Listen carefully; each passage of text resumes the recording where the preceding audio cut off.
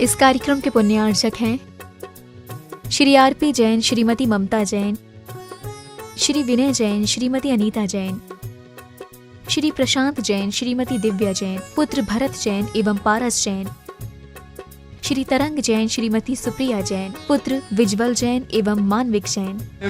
बसते सारे तीर्थ महा ऐसे गुरु मिल गए, भला भी कैसे भटका जाएगा।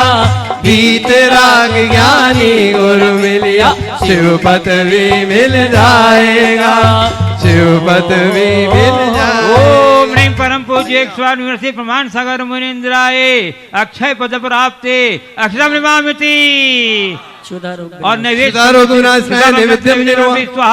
और उसके बाद आएंगे श्री सुनील जजमेरा, हमारे गुणायतन के संयुक्त महामंत्री ट्रस्टी हजारीबाग, और उनके साथ गुणायतन के सीईओ संयुक्त महामंत्री सुभाष जी, शुद्ध स्वभावी आत्म के साथ में रहेंगी दीप के लिए। शुद्ध स्वभावी आत्म ज्ञानी निजानंद रत निरभिमा, मूल गुणों के धारक हैं, करते हैं आत्म रस पान। ऐसे गुरु मिल गए, कैसे भटका जाएगा। वीतराग ज्ञानी गुरु मिलिया, शिव पदवी मिल जाएगा। ओम रोम परम पूज्य एक स्वार मुनिवर्षि प्रमाण सागर जी महाराज मुनिंद्राय मोहांधकार विनाशनाय दीपम निवामिति। वंदो परम अगले क्रम में आ रहे हैं अशोक जी, सुनंदा जी काला, बरहमपुर गुणायतन ट्रस्टी। वंदो परम दिगंबर साधु, बहुजल तारण तरण जिया। दीन नाद नर नर नान नर ननी नर ने ना। ऐसे गुरु मिल गए, भला पे कैसे भटका जाएगा। वीतराग ज्ञानी गुरु मिलिया, शिव पदवी मिल जाएगा, शिव पदवी मिल जाएगा। ओम परम पूज्य स्वार मुनिवर्षि प्रमाण सागर मुनीन्द्राय अष्टम दहनाय धूपम निवामिति। क्या कहा है? और इसके बाद आएंगी बाल ब्रह्मचारी दसम प्रतिमाधारी सविता दीदी, और उनके साथ सभी दीदी गण और ब्रह्मचारी गण सब में साथ रहेंगे। चलते फिरते रहेंगी उनके साथ में। चलते फिरते तीरथ है ये, चरण पड़े जा पुष्प किले। हित मित प्रिय चार शब्दों में, ज्ञान की गंगा सदा बहे। ऐसे गुरु मिल गए, भला भी कैसे भटका जाएगा। वीतराग ज्ञानी गुरु मिलिया, शिव पदवी मिल जाएगा। चलिए अर्घ समर्पण के लिए आ रही हैं बाल ब्रह्मचारी दसम प्रतिमा सविता दीदी, बाल ब्रह्म से अनिता दीदी, और उनके साथ हमारे सभी जो त्यागी व्रती हैं, उषा दीदी, चंद्रिका जी पाटनी, महावीरी देवी, आ जाइए। सबकी हमारे सभी दीदियां अर्घ में अपना योगदान देंगी। अर्घ बोलिए। सोहनी देवी फूली ना समाई, की जन्म की जसुब। ओम रोम परम पूज्य एक स्वाट मुनिवर्षि प्रमाण सागर मुनीन्द्राय अनर्व्रत प्राप्ते अर्घम स्वाहा फलम फलम फलम निपामी। इनके प्रवचन की सुर लहरी अंतर मन छू जाती है। अमृत वाणी को सुनकर मुरझाई कली खिल जाती है। ऐसे गुरु मिल गए, भला पे कैसे भटका जाएगा। वीतराग ज्ञानी गुरु मिलिया, शिव पदवी मिल जाएगा। जय हो जय हो। ओ अर्घ समर्पण में अर्घ में आ जाएं। ये सारे ब्रह्मचारी बाल ब्रह्मचारी बाल ब्रह्मचारी है भैया जी, हमारे सारांश जी, रूपेश जी और सभी जितने ब्रह्मचारी भैया हैं सब अर्घ समर्पण में आ जाएं। और गुणायतन की पूरी टीम आ जाइए। ओम रोम परम पूज्य स्वाट मुनिवर श्री प्रमाण सागर मुनिंद्राय अनर्बद प्राप्ते अर्घम में। महाराज जी एक मार्ग रह गया महाराज जी। ओ बस हो गया। सभी अपने अपने स्थान पर बैठ जाए। प्रवचन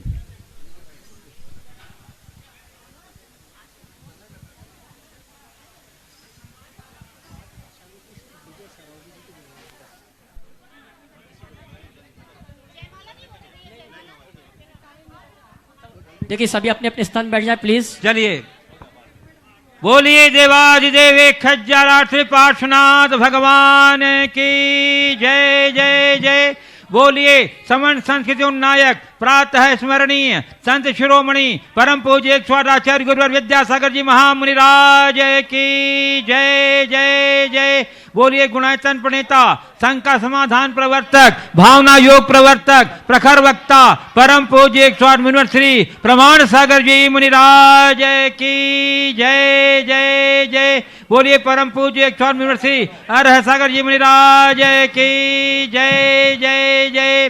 प्रिय बंधुओं, जैसा कि आप लोग को विदित ही है कि शाश्वत श्री क्षेत्र समेत शिखर जी में जिन धर्म की अचिंत्य युगांतकारी प्रभावना करने वाला अनूठा और इकलौता आयतन गुणायतन के निर्माण कार्य तीव्र गति से चल रहा है, आवश्यकता है आपके उदारतापूर्ण सहयोग की, ताकि उसके माध्यम से हम गुणायतन कमेटी शीघ्र ही इस योजना को साकार रूप में प्रस्तुत कर सके। आपसे निवेदन करती है गुणायतन समिति की, आप गुणायतन कार्यालय से संपर्क करके इसकी विभिन्न संस्था योजना एवं विभिन्न निर्माण योजनाओं से अवगत होते हुए उदारता पूर्ण अपना सहयोग कहां समाज तक बढ़ावे तथा गुणायतन जिनालय में प्रतिदिन होने वाले शांति धारा कार्यक्रम में भी आप अपने जीवन के मांगलिक अवसर विशेष अवसरों पर अपना पुण्यार्जन का सौभाग्य प्राप्त करके भी अपने सहयोग का हाथ हमारे तक बढ़ा सकते हैं। हम आपके सहयोग का बहुत बहुत स्वागत करेंगे। बंधु, हमें अत्यंत प्रसन्नता है कि हमारे आह्वान पर गुणायतन से जुड़ने वाले नए सदस्यों की निरंतर स्वीकार्यता मिलती जा रही है। आज भी हमारे पास कुछ स्वीकार्यताएं आई हैं, हम आपकी प्रेरणापूर्ण अनुमोदना की अपेक्षा करेंगे। बंधुओं, संस्थापक सदस्य ट्रस्टी के रूप में जुड़ रहे हैं सागर से स्वर्गीय डॉक्टर यशपाल जी जैन, पुत्र स्वर्गीय सुधेंदु पाल जी जैन की स्मृति में धर्मपत्नी श्रीमती सूरज जी जैन, श्री आशीष जी जैन, श्रीमती इंदू जी जैन, ईशा जी जैन, ईशिता जी जैन। और बंधुओं, अजमेर राजस्थान से स्वर्गीय प्रेमचंद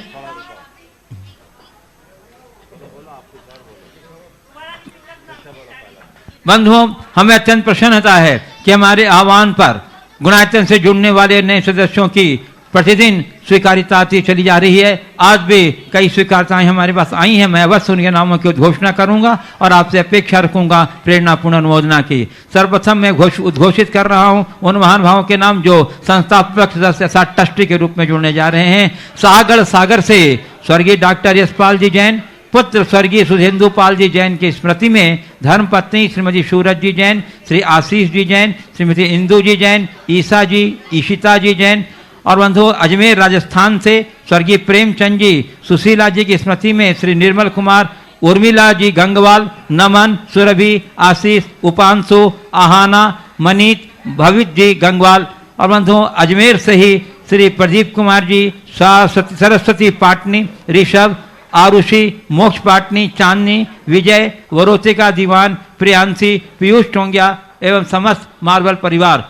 और बंधुओं, कोलकाता से श्री सुरेश जी सेठी और श्रीमती स्नेह लता जी सेठी, ये भी कल के ही दिन में संस्थापक के रूप में जुड़े हैं। हम आप सभी की उदारता का बहुत बहुत सम्मान करते हैं और आपको बहुत बहुत बधाई देते हैं कि आप गुणायतन से ट्रस्टी के रूप में जुड़ करके अपने जीवन का स्थायित्व प्रदान किया है। बंधु, 5 लाख रुपए की राशि प्रदान करते हुए निर्माण नायक के रूप में जुड़ रहे हैं स्वर्गीय पदम सेन जी जैन की पुण्यतिथि पर धर्मपत्नी श्रीमती तिसला जी जैन, श्री अनिल जी, अंजलि जी, सुषमा जी, राजीव जी, सुनील जी, नविता जी, सत्येन जी, रजनी जी, संजीव जी, भावना जी, आस्था, रौनक आदि, निष्ठा, मेहुल, सृष्टि, शुभम सिद्धार्थ जैन, चंडीगढ़। और बंधु, 2,51,000 रुपए की राशि प्रदान करते हुए स्तंभ सदस्य के रूप में जुड़ रहे हैं जो पूर्व में सूत्रधार के रूप में जुड़े हुए थे हमारे देश के जाने माने व्यक्तित्व अहिंसा जीव दया शाकाहार के समर्पित डॉक्टर कल्याणमल जी गंगवाल, डॉक्टर चंद्रकला जी कल्याण गंगवाल, डॉक्टर परितोष जी, डॉक्टर आनंद जी, डॉक्टर सीमा जी, तेजस्विनी जी, सिद्धार्थ जी, विहान जी गंगवाल। और बंधुओं 1 लाख रुपए की राशि प्रदान करते हुए सूत्रधार सदस्य के रूप में जुड़ रहे हैं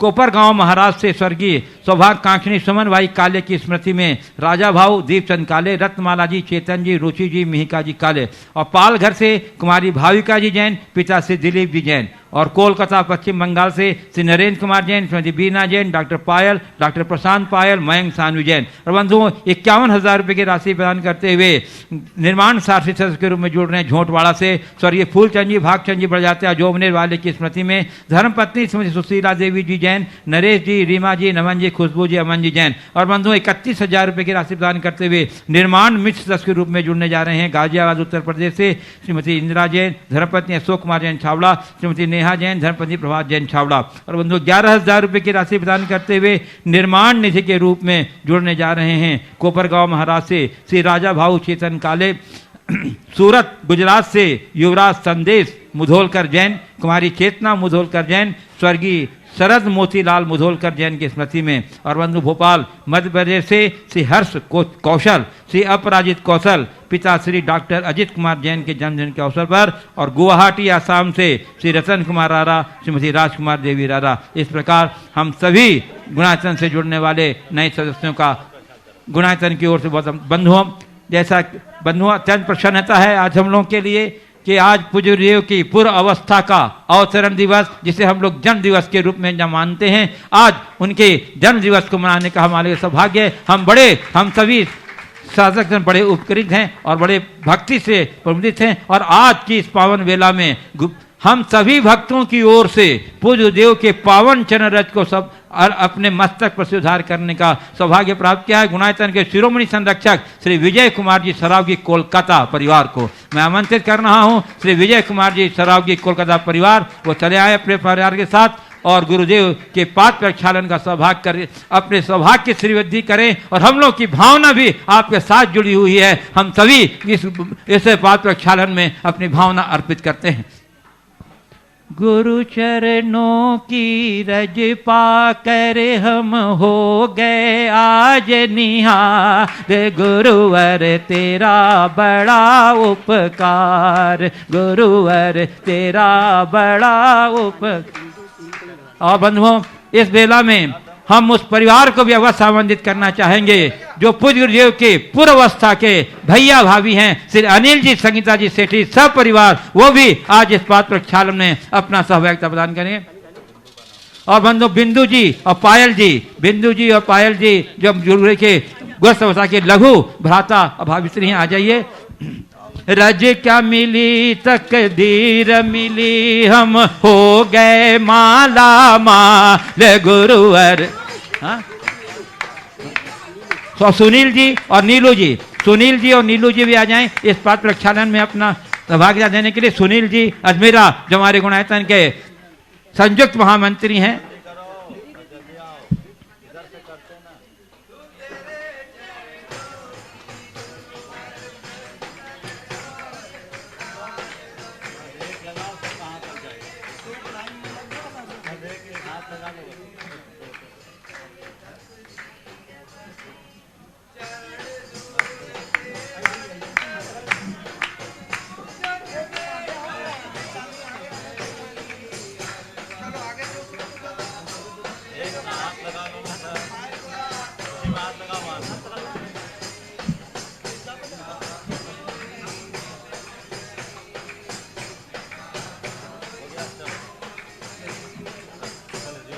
चलिए अब मैं आपको लिए चलता हूं।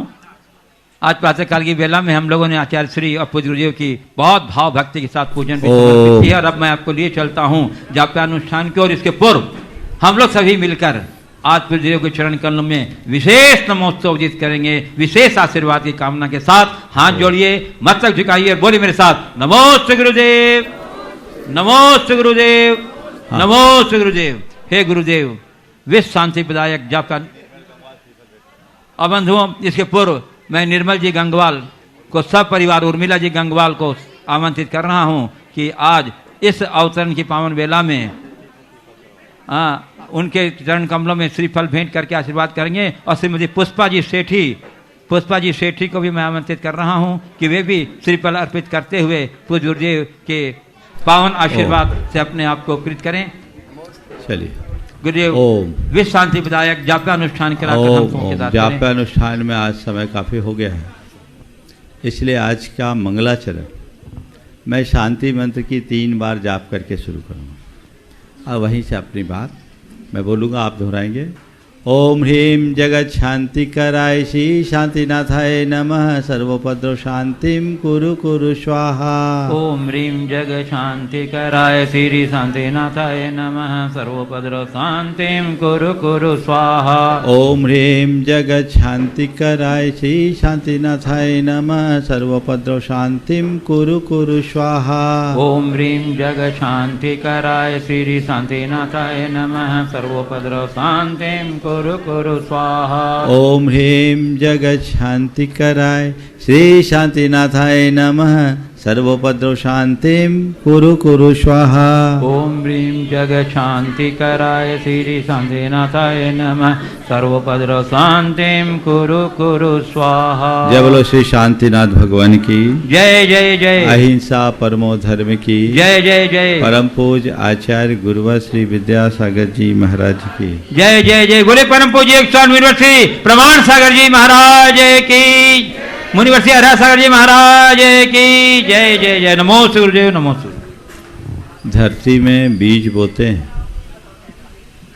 मृदु माटी का संसर्ग पाकर वो अंकुरित होता है, पल्लवित पुष्पित होता है, उसमें फूल और फल लगते हैं।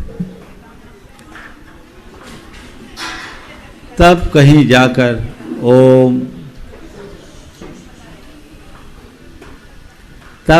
जाकर वो बीज सार्थक हो पाता है। बीज की सार्थकता फल के रूप में परिवर्तित होकर पुनः अनेक बीजों में ढलने में। वही बीज यदि किसी चट्टान पर पड़ जाए तो मिट्टी पानी में सड़ गलकर नष्ट भ्रष्ट हो जाता है। बीज धरती में समा कर भी मिटता है और चट्टान में सड़ कर के भी मिटता है। बीज का धरती में समाना अपने क्षुद्र अस्तित्व को विराट स्वरूप प्रदान करना है, तो वहीं चट्टान में सड़ना अपने जीवन को ही, अपने अस्तित्व को ही छिन्न भिन्न कर देना है। हमारा जीवन एक बीज की भांति है। अगर हमने अपने जीवन के बीज को चरित्र की धरा पे बो दिया तो ये अनंत फल प्रदान करता है। जिसने अपने जन्म के बाद जीवन के बीज को चरित्र की धरती पर बोया है, उसने ही अपने जन्म को सफल और सार्थक बनाया है।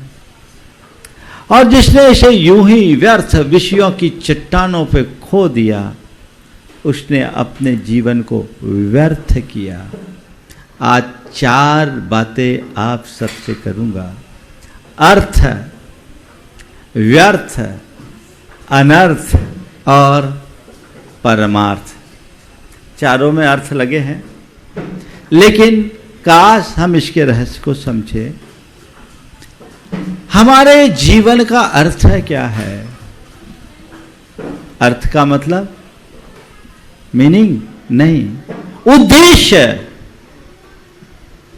तुमने ये जन्म किस लिए लिया? ये नर जन्म तुम्हें मिला है, क्यों मिला? आप जी रहे हो, क्यों जी रहे हो? बोलो, क्यों जी रहे हो? क्यों जी रहे हो?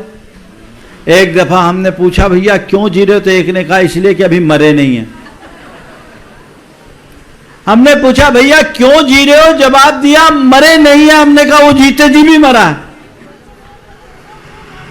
ज्यादातर लोग केवल जीने के लिए जी रहे हैं और जीवन के नाम पर अपने श्वासों को ढो रहे हैं। संत कहते हैं, जीवन के उद्देश्य को समझो। ये जीवन क्यों मिला, मेरे जीवन का लक्ष्य क्या है, मेरे जीवन का उद्देश्य क्या है, मैंने मनुष्य जन्म पाया है तो इसका मकसद क्या है। कभी मन में सवाल आता है, मैंने ये जीवन पाया तो मेरे जीवन का उद्देश्य क्या, मेरे जीवन का मकसद क्या आता है। अगर किसी भी व्यक्ति से उसके जीवन का उद्देश्य पूछो तो एक बच्चा है तो कहेगा पढ़ना लिखना है, फिर और आगे बढ़ेगा तो अच्छी जॉब करना है, और थोड़ा बढ़ जाए तो ठीक है हम अपना व्यापार करेंगे, अच्छा कारोबार, अपना परिवार बसाएंगे, शादी करेंगे, परिवार बसाएंगे, बच्चा पैदा करेंगे, समाज में अपना एक स्थान बनाएंगे। इसके अलावा क्या उद्देश्य। बहुत पहले किसी की पंक्तियां पढ़ी थी, आज से लगभग 35 वर्ष पहले। इस जहां में न जाने क्या कारनामा कर गए, इस जहां में न जाने क्या कारनामा कर गए, बीए किया, एमए किया, पेंशन मिली और मर गए। क्या है उद्देश्य, यही ना। संत कहते हैं अगर तुमने अपने जीवन का यही उद्देश्य समझ रखा है तो तुमने अपने बीज को विनष्ट कर दिया है। ये जीवन का मूलभूत उद्देश्य नहीं है, ये जीवन का अर्थ नहीं है। जीवन का असली अर्थ है, जीवन का रूपांतरण होना चाहिए, चेतना का उदात्तीकरण होना चाहिए, अपने चित्त का परिष्कार होना चाहिए, अपनी आत्मा का उद्धार होना चाहिए। उस तरफ तुम्हारी दृष्टि है। मैंने अपने जीवन में जन्म के बाद से अब तक उपलब्धियों के नाम पर बहुत कुछ अर्जित किया। आप नोट करो मेरे जीवन की उपलब्धि में क्या है, क्या क्या आएगा। सबके अपने अपने जीवन के बहुत दिन बीत गए, अपने जीवन के इतने वर्ष बीते, उन बीते वर्षों में तुमने ऐसी क्या चीजें उपलब्ध की जिन्हें तुम्हारी उपलब्धियों के रूप में अंकित किया जा सके। जोड़ो, हिसाब लगा। मैंने जो पैसा कमाया वो मेरी उपलब्धि है, मेरा जो बैंक बैलेंस है वो मेरी उपलब्धि है, मेरी जो प्रॉपर्टीज है वो मेरी उपलब्धि है, मैंने जो समाज में अपनी पहचान बनाई वो मेरी उपलब्धि है। क्या है मेरी उपलब्धि? मानोगे इनमें से किसी को भी अपनी उपलब्धि? नहीं, ये तो बाहरी उपलब्धि है। ये सारी उपलब्धियां यहीं छूट जाने वाली है। जीवन की असली उपलब्धि क्या है? मैंने अपने जीवन के रूपांतरण के लिए जो कुछ किया वो मेरी उपलब्धि है। मैंने अपने कल्याण के लिए जो कुछ किया वो मेरी उपलब्धि है। मनुष्य के जीवन की एक बड़ी विडंबना है कि वो अपनी बाह्य उपलब्धियों को ही अपने जीवन की मूल उपलब्धि मान करके चलता है। ये बहुत बड़ी भूल है, भ्रम है। ये भ्रम टूटना चाहिए और जीवन की मूल उपलब्धि को समझना चाहिए, पहचानना चाहिए, उस अनुरूप आगे बढ़ो। लेकिन ये कब होगा? जब तुम्हें जीवन के अर्थ का बोध होगा। जीवन के उद्देश्य को समझो। ध्यान रखो, ये जीवन अल्प है, क्षणभंगुर है, नश्वर है, कभी भी बिखर जाएगा। हमारे श्वासों का क्रम कब टूट जाए पता नहीं। इसे शाश्वत मत मानना। यह अर्थ, इसका अर्थ समझो, ये क्षण भर का है और मेरे लिए जो कुछ भी करने के लिए वो इसी क्षण के लिए। आगे पीछे किसी ने देखा ही नहीं। इस अर्थ को समझकर जीवन की दिशा तय करने वाले लोग ही सच्चे अर्थों में अपने जीवन का उत्थान कर पाते हैं। एक आचार्य ने लिखा, नोधत्तम किल मानुषम वरमिदम लाभाय लक्ष्मेस्तथा नोधत्तम किल मानुषम वरमिदम चित्ताभिरामा स्त्रिये। नोधत्तम किल मानुषम वरमिदम पुत्राय मित्राय वा किंतु आत्मोद्धरणाय जन्म जलधेर धत्तम वरम मानुषम। तुमने मनुष्य जन्म किस लिए पाया? धन पैसा कमाने के लिए? बोले नहीं। रमणियों से रमने के लिए? बोले नहीं। अपने पुत्रों और मित्रों में झूमने के लिए? बोले नहीं। किस लिए मनुष्य जन्म पाया? तो इस संसार सागर से आत्मा का उद्धार करने के लिए ही मनुष्य जन्म पाया है। और यही इस मनुष्य जन्म की महत्ता है। ये फैसिलिटी केवल मनुष्यों को है, संसार में और किसी प्राणी को नहीं है। आत्मोद्धार का मार्ग केवल मनुष्यों के जीवन में खिलता है और किसी में नहीं। देवताओं में समृद्धि बहुत है, वैभव बहुत है, लेकिन आत्मोद्धार की संभावनाएं वहां नहीं है। तो हमें भाग्य से मनुष्य जन्म मिला है, इसके अर्थ को समझे, इसका सही उपयोग करें। और सही उपयोग नहीं करे तो क्या हुआ? अर्थ को समझे तो अर्थ, नहीं तो सब व्यर्थ। किसी को अच्छा समय मिला, एक गोल्डन अपॉर्चुनिटी मिले और उस अवसर का उपयोग कर ले, तब तो अर्थ है। और उसको मिले कि 3 घंटे का समय वो सोता रह जाए तो क्या है? अरे हमने टाइम वेस्ट कर दिया, ये तो व्यर्थ है। जीवन को उसके उद्देश्य से जोड़ने पर कुछ अर्थ है, और उद्देश्य को भूलकर दूसरे कार्य में लग जाना व्यर्थ है। तुम देखो, अपने चित्त का अंतर विश्लेषण करके देखो कि तुम्हारे जीवन में की दिशा क्या है। जीवन का कुछ अर्थ दिख रहा है या व्यर्थ की ओर जा रहे हो? ये तुम्हें देखना है, तय करना है। अपने जीवन में झांक कर देखो, व्यर्थ मत जाने दो। लेकिन मनुष्य के मन का जो भ्रम है वो प्राय जीवन को व्यर्थ ही बर्बाद करता है। अर्थ समझो, व्यर्थ से बचो। यूं ही अगर तुमने कर दिया, उपयोग नहीं किया तो व्यर्थ है। तुम्हारे पास जो समय है, तुम्हारे पास जो शक्ति है, तुम्हारा जो संसाधन है और तुम्हारा जो श्रम है, वो केवल और केवल सार्थक दिशा में लगना चाहिए। तब तो कुछ सार, अन्यथा सब बेकार। सार की तरफ अर्थ है, अन्यथा सब व्यर्थ है। तो व्यर्थ मत करो, जीवन को बर्बाद मत करो। और फिर जीवन का उपयोग न करना व्यर्थ है और जीवन का दुरुपयोग करना अनर्थ है। अगर कोई व्यक्ति अपना जीवन पाता है, परमार्थ के कार्य में नहीं लग पाता, उसका उपयोग नहीं कर पाता, तो भी उतना बुरा नहीं। उसने केवल जीवन को व्यर्थ किया, कमाया नहीं तो गंवाया भी नहीं। लेकिन जीवन को पाकर जो पाप में मगन हो गया,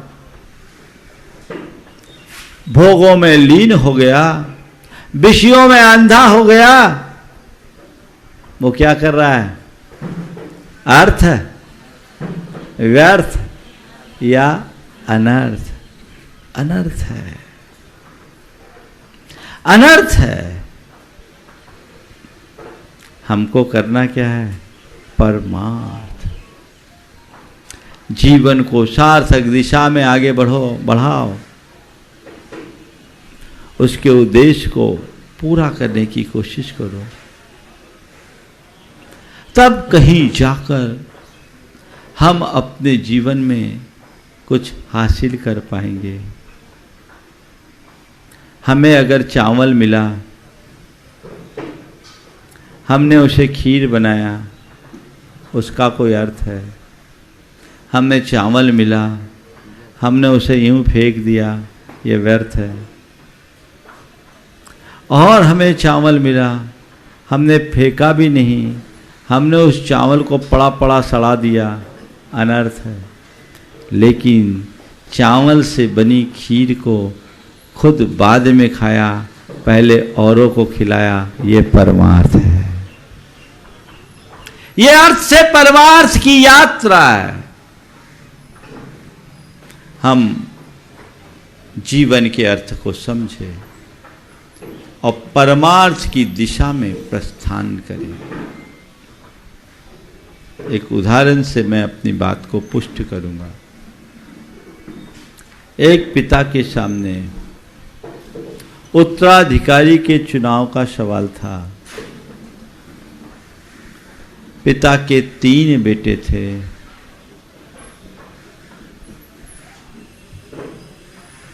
तीनों को बुलाया और तीनों के लिए एक एक थैलियां पकड़ाई। उन थैलियों में कुछ बीज थे और कहा, बेटा मैं तीर्थ यात्रा के लिए जा रहा हूं, ये बड़े मूल्यवान बीज हैं, इन्हें संभाल कर रखना। जब मैं लौटूंगा 2 साल बाद, तब तुम मुझे वापस करना। तीनों बेटों को एक एक थैली पकड़ा दी गई। तीनों बेटों ने थैली देखी। एक ने देखा, कहा बीज तो बिल्कुल साधारण से है, इन बीजों में क्या अंतर। अब पिताजी ने कहा 2 साल तक रखना, संभाल कर, कौन रखेगा संभाल कर, कोई अंतर तो दिखता नहीं। वो गया बाजार में बीज बेच आया। बोला जब पिताजी आएंगे फिर खरीद के ला देंगे। दूसरा पिता भक्त तो था, बोला पिताजी ने बीज बोला है रखने के लिए, तो इसको संभाल कर रखना है, तो सबसे सुरक्षित जगह घर की तिजोरी है। उसने तिजोरी में उन बीजों को रख दिया। तीसरा बहुत समझदार था, उसने पिता के भावनाओं को समझा कि पिताजी ने यदि इन बीजों को हमें सौंपा है तो इसका जरूर कोई रहस्य है। और उसने क्या किया, घर के पिछवाड़े में पड़ी खाली जमीन को तैयार किया, उस जमीन में उस बीज को बो दिया। समय पूर्ण होने पर पिता आए। पिता ने तीनों पुत्रों को बुलाया। सबसे पहले दूसरा पुत्र आया। पिताजी ने पूछा कि मेरे बीज कहाँ हैं। बोले पिताजी अभी लाता हूं। गया, जब पोटली उठाया तो देखता उसमें वजन ही नहीं, वो भूसा हो गया। वो भूसा हो गया। बोले क्या हो गया।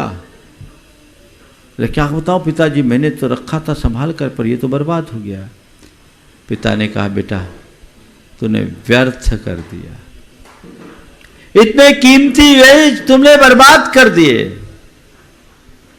दूसरे बेटे को बुलाया। बोला बीज। बोला अभी लाया। वो बाजार से गया, बीज खरीद कर लाया।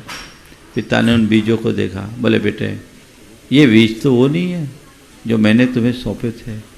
बोले पिताजी मुझे तो साधारण से बीज दिखे, मैंने उन्हें बाजार में बेच दिया, अभी खरीद के लाया। बोला बेटा तुझे नहीं मालूम, वो बीज जातवंत बीज थे, वो बीज अब नहीं मिल सकते। तुम इन बीजों के लोभ में उन्हें बेच दिया, तूने अनर्थ कर दिया। वो बीज महादुर्लभ बीज थे, मैंने पीढ़ियों से उसे संभाल कर रखा। काश तुझे इसकी समझ होती तो ऐसा हरकत नहीं करता, तूने अनर्थ कर दिया। तीसरे से पूछा मेरे बीज कहाँ हैं। बोले पिताजी आपकी कृपा से सब सलामत है। बोले कहाँ है दिखाओ। तो बोले चलो। अपने पिता को घर के पिछवाड़े में ले गया और पीछे पहुंचने के पहले ही जो सुगंध आई उससे पिता का मन आनंद से भर गया। देखा तो फसल लहलहा रही थी और उसने पूछा बोले बेटे क्या। बोले पिताजी आपके बीज हैं, आपने मुझे जो बीज सौंपा मैंने समझ लिया बीज की सुरक्षा केवल धरती में हो सकती है और कहीं नहीं, मैंने उन्हें बो दिया। और पिताजी ये दूसरी वर्ष की बात है, आपने जितना बीज दिया था उससे कई गुना बीज आज भी मेरे भंडार में सुरक्षित है। और ये बीज सामने है। पिता ने उसे गले से लगा दिया और कहा, बेटा तूने बीज को सार्थक कर दिया, यही परमार्थ है। ध्यान रखना, जो जीवन के अर्थ को समझता है वही परमार्थ कर पाता है। जो जीवन के अर्थ को नहीं समझता उसका जीवन या तो व्यर्थ होता है या वो अनर्थ कर डालता है। हमारा जीवन बीज की तरह है, इसे व्यर्थ होने से बचाओ। अनर्थ तो करना ही नहीं है, सार्थक करो, परमार्थ की दिशा में आगे बढ़ो और जीवन के यथार्थ को पहचानने की कोशिश करो।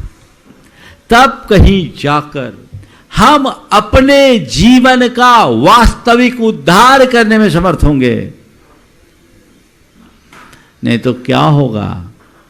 आप लोग गाते हो ना, यूं ही आता रहा यूं ही जाता रहा, व्यर्थ हीरा गमन को गंवाता रहा, यूं ही आवागमन के उलट फेर में 184 के चक्कर खाता रहा। यही बोलते हैं ना आप लोग?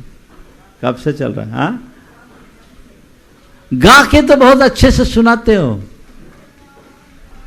पर थोड़ा थम कर विचार करने की आवश्यकता है कि आखिर मेरे जीवन की दिशा क्या है। 50, 60, 70, 80 वर्ष की उम्र पार कर जाने के बाद भी जिनकी बुद्धि ठिकाने न लगे, उनका भगवान ही मालिक है। उनका भगवान ही मालिक है, कोई नहीं लग सकता। ध्यान रखना, तुम्हारे जीवन के मालिक तुम हो तो उसका सारा भार भी तुम्हारे ऊपर है,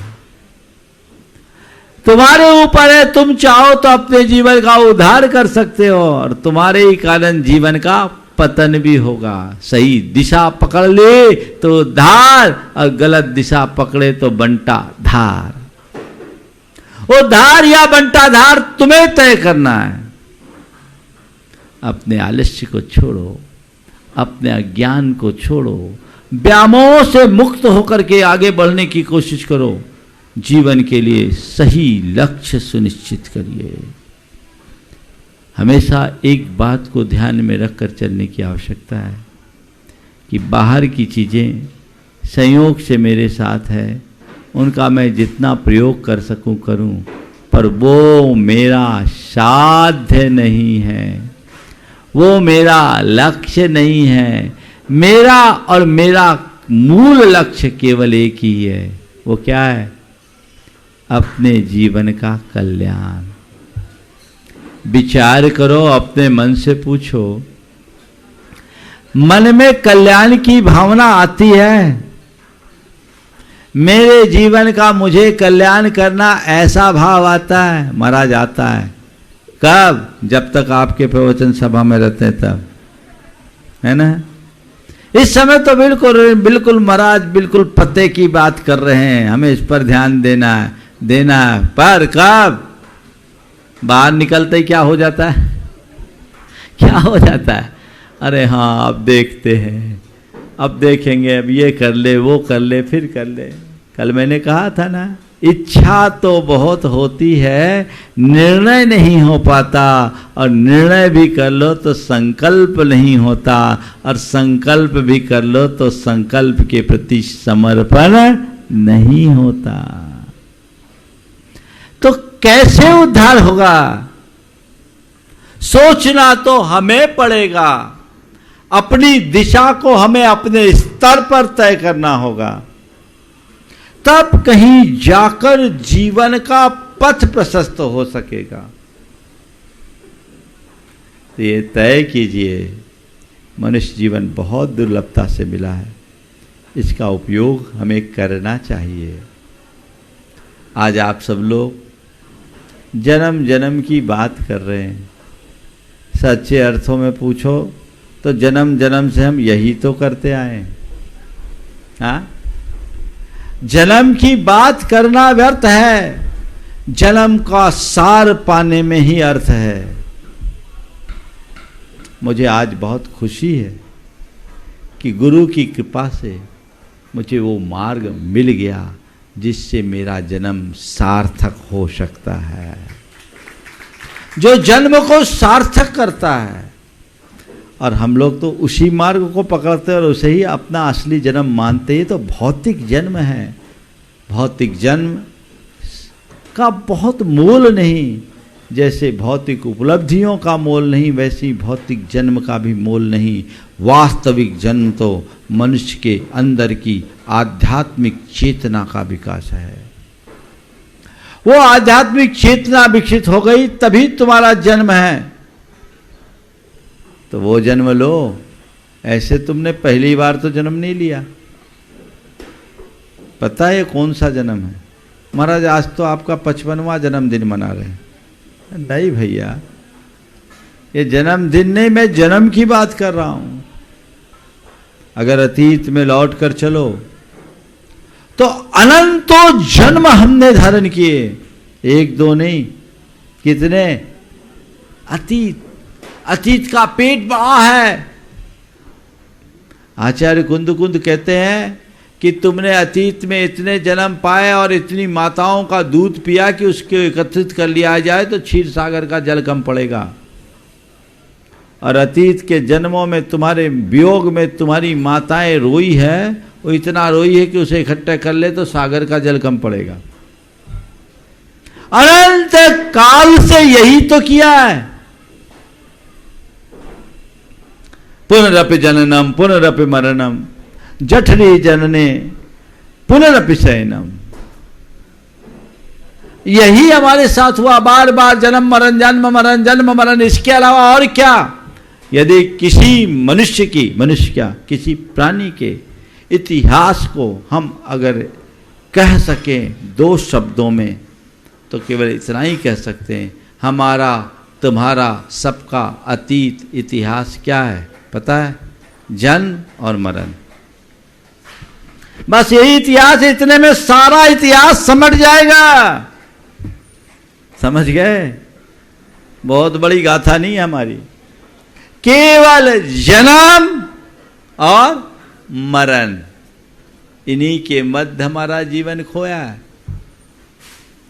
तो ये तो जन्म मरण करते रहे भैया।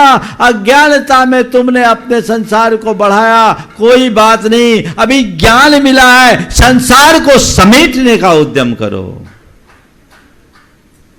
तब सार होगा। कैसे मेरा संसार सिमटे, ये प्रयत्न होना चाहिए, ऐसा पुरुषार्थ होना चाहिए, तब कहीं जाकर हमारे जीवन में कुछ अच्छा घट सकेगा। तो किसमें सार मिलेगा? ऐसा नहीं है कि हमें अवसर नहीं मिला, ऐसा नहीं है कि हमें कोई दिशा दर्शक नहीं मिला। खूब अवसर मिले, खूब दिशा दर्शक भी मिले, दिशा दर्शन भी मिला, लेकिन हमारे कर्म फूटे रहे, हमारी आंखें नहीं खुली। हम मोह माया में ऐसे फंसे कि उनकी बातों को सुनने का प्रयास भी नहीं किया, अतीत में भी नहीं किया, अब वर्तमान में भी नहीं कर रहे। वही कर रहे हैं जो अनादि से करते आए। संत कहते हैं मोड़ो अपने आप को, रास्ता बदलो। अब हमें जीवन के अर्थ को समझकर परमार्थ में लगना है। चाहते हो अपने जीवन को परमार्थ में लगाना? हाँ, कौन कौन चाहते हो? लगाते तो लगाते क्यों नहीं हो? आ जाओ, लग जाओ। हाँ, कोशिश कर रहे हैं और करते करते जिंदगी पूरी हो जाएगी। इस जन्म में कोशिश करेंगे, अगले जन्म में प्रोसेस चलेगी। क्या होगा? ये चाहना बड़ा सतही है। जिस दिन तुम जीवन के यथार्थ को समझ लोगे, तुम्हारी ये चाहत तुम्हारे संकल्प में परिवर्तित हो जाएगी। अगर जीवन का सार पाना चाहते हो तो हर पल जीवन के यथार्थ को अपने सामने रखो। यथार्थ को सामने रखो। बुद्ध ने एक वृद्ध, एक रोगी और एक मृतक को देखा। बुद्ध प्रबुद्ध हो गए, है ना कहानी आपको। ये वृद्ध है, ये वृद्धावस्था क्या होती है? जड़ावस्था है। ये जरा बुढ़ापे में क्या होता है? शरीर अशक्त होता है। उसकी दशा कैसी हो जाती है? अर्धमृतक सम होती। अच्छा, क्या मुझे भी बूढ़ा होना होगा? हाँ, सबको होना होता है, आपको भी होना होगा। ये इस व्यक्ति को क्या हो गया? ये बीमार है। बीमार क्यों है? रोगग्रस्त हो गया। ये रोग क्या होता है? रोग शरीर पर हुआ एक आक्रमण है, इससे शरीर शिथिल हो जाता है, व्यक्ति अशक्त होता है। क्या मुझे भी रोगग्रस्त होना होगा? हाँ, रोगग्रस्त तो कोई भी हो सकता है। ये क्या हो रहा है? ये शव यात्रा जारी है। शव यात्रा क्या होती है? बोले ये अर्थी है। अर्थी का मतलब क्या है? अर्थी का मतलब यही है कि इसमें से रथ रह गया, रथी चला गया। ये शरीर रथ है और आत्मा रथी है, न रथी अर्थी। समझ गए? अर्थी का ये अर्थ भी समझ लेना। क्या? न रथी अर्थी। यहां रथ है, रथी नहीं, इसलिए उसका नाम अर्थी है। बोले क्या हो गया? मर गया। मरना क्या होता है? जब प्राणी अपना प्राण छोड़ देता है, शरीर छोड़ देता है, मर जाता है, शरीर अचेतन हो जाता है। अच्छा, तो मुझे भी मरना पड़ेगा। अब वो क्या बोले? कुछ नहीं बोला। सम्मति के स्वर में अपनी गर्दन नीची कर ली। बुद्ध को सब समझ में आ गया, नहीं, अब जन्मम दुखम जरा दुखम रोगाय मरणानिय अहो दुखो संसारो जत की संत जंतव। जन्म दुख है, जरा दुख है, रोग और मरण दुख है। अरे ये संसार ही दुख रूप है, जिसमें हर प्राणी दुख पाता रहता है, भोगता रहता है। अनंत जन्मों से यही होता आया है। अब मुझे इससे पार उतरना है, अपने जीवन का उद्धार करना है। बुद्ध रास्ता बदल दिए, रथ मोड़ो। अब वन विहार के लिए नहीं, अब आत्म विहार के लिए मुझे जाना है। तुम अपने आप से पूछो। वृद्धों को देखने की बात तो छोड़ो, खुद बूढ़े हो गए तो भी लालसा कहां? वृद्धावस्था के चरम पर पहुंच जाने के बाद भी व्यक्ति के अंदर की लालसा नियंत्रित नहीं होती।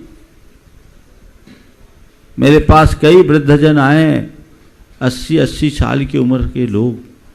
उन्होंने आकर के बड़ी ग्लानि के साथ अपने मन की बात प्रकट की कि महाराज जी क्या बताऊं, मन कितना बेकार है। आज भी जब भगवान के दर्शन करने जाता हूं, वहां भी कोई युवती दिख जाए तो मन चंचल हो उठता है। 80 साल की उम्र के लोगों की हालत। क्यों? शुरू से जीवन की दिशा अच्छी न रखने का फल। लालसा बढ़ रही है, समझ नहीं रहे। कब्र में पांव लटकने के बाद भी व्यक्ति की चाल नहीं बदलती। ये मोहाशक्ति ही तो है जो आत्मा का पतन करती है। इसे नियंत्रित करो। वृद्धावस्था है, कोई बात नहीं, अभी जर्जर हालत नहीं है, अभी तो समझ जाओ। एक कवि ने बहुत अच्छी बात कही, बपो कुब्जी भूतम गतिरपि च तया यष्टि शरणा विशीर्णा दंताली श्रवण विकलम श्रोतयुगलम शिरः शुक्लः चक्षु तिमिरपटलैरावृतमहो मनो ते निर्लज्ज तदपि विषयेषु स्पृहयति। बुढ़ापे के कारण शरीर कुबड़ा हो गया, कमर झुक गई और चलने के लिए फिर लाठी लेकर चलना पड़ रहा। गतिरपि च तया यष्टि शरणा। विशीर्णा दंताली, मुख की बत्ती से बाहर हो गई। श्रवण विकलम, श्रोत युगलम, कान सुनने से जवाब दे दिए। सिरा शुक्ला, सिर में सफेदी या सफाचट हो गए।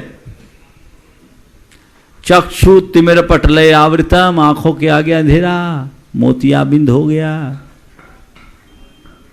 फिर भी तुम्हारा मन कितना निर्लज्ज है कि इसके बाद भी विषयों की लालसा लगाए हुए है। अंगम गलितम पलितम मुंडम दसन विहीनम जातम टुंडम वृद्धो याति गहित्वा दंडम तदपि न मुंचति आशा पिंडम। क्या है चित्र? अंगम गलितम, शरीर जर्जर हो गया। पलितम मुंडम, सिर सफेद सफाचट। दसन विहीनम जातम तुंडम, मुंह में से बत्ती सी बाहर हो गए। वृद्धो याति गृहीत्वा दंडम, लठिया लेकर चलना पड़ रहा है। तदपि न मुंचति आशा पिंडम। धिक्कार है। अभी नहीं संभले तो कब संभलोगे?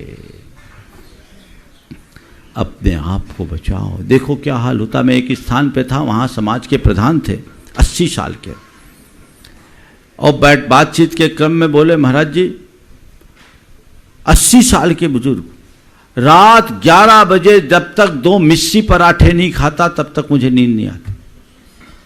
80 साल का वृद्ध व्यक्ति ये कह रहा है रात 11 बजे 2 मिस्सी पराठे न खा लूं तब तक नींद नहीं आती। और समाज का प्रधान, मुखिया, इधर की बात नहीं, यूपी की बात है।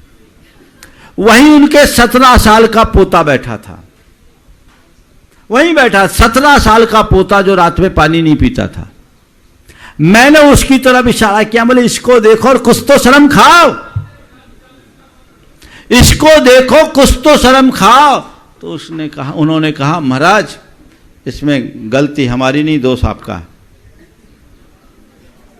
गलती हमारी नहीं, दोष आपका है। हमने कहा भैया मेरा क्या दोष हो गया? बोले इसकी उम्र में आप हमें क्यों नहीं मिले? इसकी उम्र में आप हमें क्यों नहीं मिले? अगर इसकी उम्र में आप हमें मिल गए होते तो मेरी यह दशा नहीं होती। बंधु, ये तो कहने की बातें, जब जागो तभी सवेरा। अंतरंग में वैराग्य होना चाहिए। जीवन के यथार्थ को समझो, एक दिन सबको जाना है। जिसने जन्म लिया उसकी मृत्यु निश्चित है। कब किसके जीवन की कहानी का अंत हो जाए कहा नहीं जा सकता। तो उस दिशा में आगे बढ़ो, माया मोह से अपने मन को मोड़ो, जीवन को सतपथ पर आगे बढ़ाने की भावना हृदय में जगाओ, तब ये मनुष्य जन्म पाना सार्थक होगा। हम अपने तीर्थंकरों के जीवन चरित्र को पलट कर देखें। जन्म पाया, राज घराने में जन्म लिया, राजा महाराजा हुए, कई तो चक्रवर्ती भी बन गए, बने, लेकिन क्या किया उनने? अपने जन्म दिन के दिन ही दीक्षा लिया ना। सारे भगवान का जन्म कल्याणक और तप कल्याणक, एक आध अपवाद होंगे, लगभग वही है। जन्म को सार्थक करने का मार्ग एक ही है, वो है संन्यास, वो सतपथ का अनुकरण। निकल गए और जैसे ही उन्हें जीवन का यथार्थ समझ में आया, लक्ष्मी विभो सर्वस्वम मोक्षोश्चक्लांछनम साम्राज्यम सार्वभौमम ते जरतृणमिवा भवत्। हे भगवान, जब आपको अपने जीवन की वास्तविकता का बोध हुआ तो यह आपका सारा लक्ष्मी, ये वैभव, ये साम्राज्य सार्वभौमिक, एक छत्राधिपत्य सठखंड का साम्राज्य भी, चक्ररत्न भी जय तृणमिवा भव, जीर्ण शीर्ण तिनके के समान, तिनके के समान नहीं, सड़े गले तिनके के समान प्रतीत होने लगा, क्योंकि तिनका भी कुछ नहीं तो झाड़ू बनाने के काम में आ जाता है।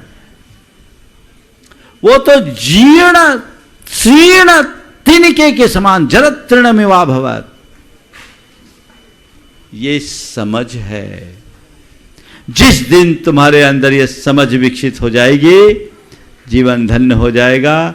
लेकिन जब तक ममता मन में समाई है तो फिर यही चलता रहेगा। एक बड़ा प्रिय गीत मुझे याद आ गया, 2-3 साल बाद आज सुनाने का योग बन रहा है। आज सुनाई देता, सुना दूं? हाँ, गोविंद प्रसाद पाली वाले, उनका एक बड़ा अच्छा गीत है, मुझे बहुत प्रिय है। मैं जब कभी पर्यूषण में ही इसे सुनाता हूँ। आज एक लंबे अंतराल के बाद योग बन रहा है।